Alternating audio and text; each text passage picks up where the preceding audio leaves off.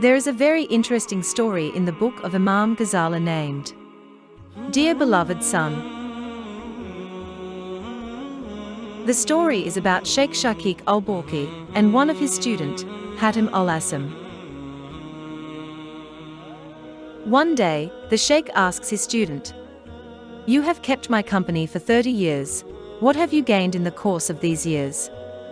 The student beautifully answers him and in the process, covers most topics or issues that are the cause of depression and sadness in today's world.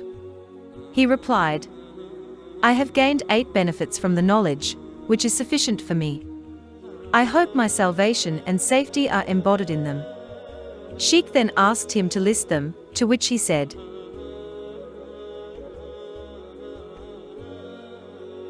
Number 1 is love.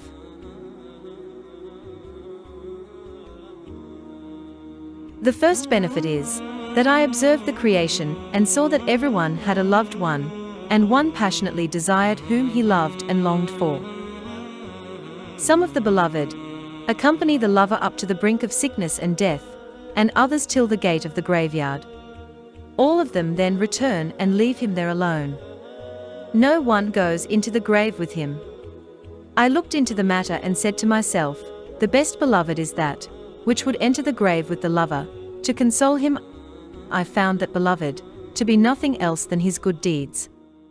So I took good deeds as my beloved, to illuminate my grave for me and to comfort me in it, and not leave me alone. Number 2 is lust or desire.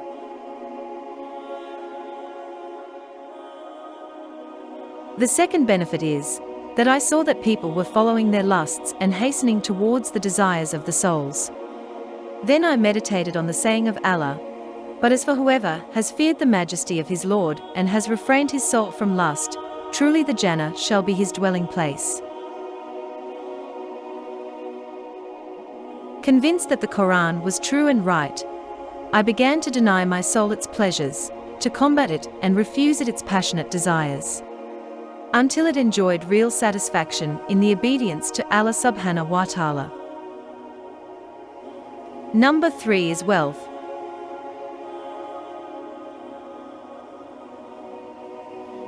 The third benefit is that I saw that every human being is trying his best to accumulate as much as he can from the wreckage of this world and then holding strongly over it. I meditated on the Quranic verse, "What is with you must vanish, what is with Allah subhanahu wa ta'ala will remain." So I gave freely my worldly possessions for his sake, by distributing them among the poor, so that it would be my provision in the future with Allah. Number 4 is dignity and honor.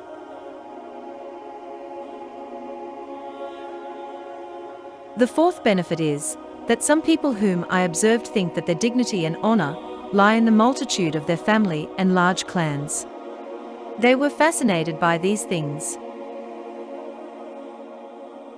Others claimed honor and dignity in abundance of wealth and children, and they were proud of it.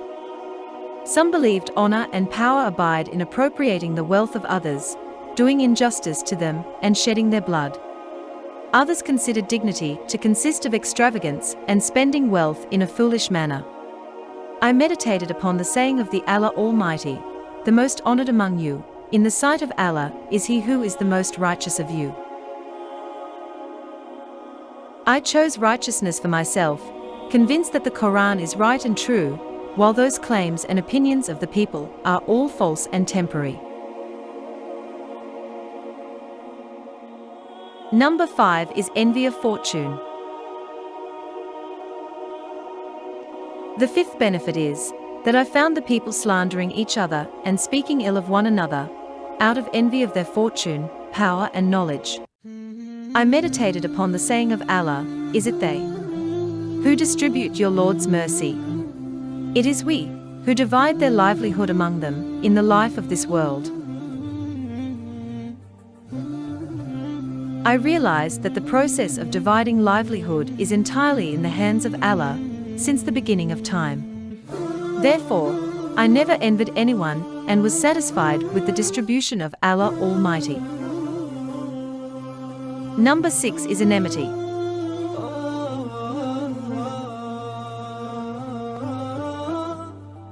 The sixth benefit is that I saw people becoming enemies of each other for different reasons. I meditated upon the saying of Allah, "Verily, Satan is an enemy to you, so treat him as an enemy." I became aware that enmity with anyone but Satan was not permissible. Number 7 is frustration.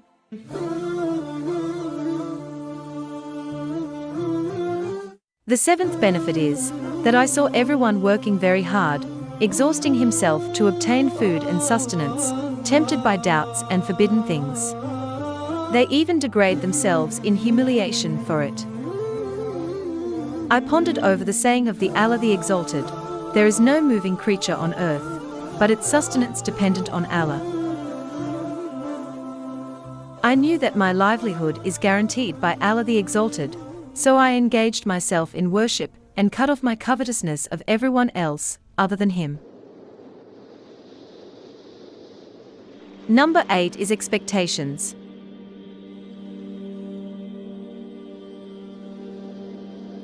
The eighth benefit is that I saw that everyone relied on some created thing, some on wealth and property, some on trade and craft, and some on creatures like themselves. I meditated upon the saying of the Allah, "And whosoever places his reliance on Allah, sufficient is Allah for him. For Allah will surely accomplish His purpose. Verily, for all things has Allah appointed a due proportion." I therefore placed full trust in Allah the Exalted.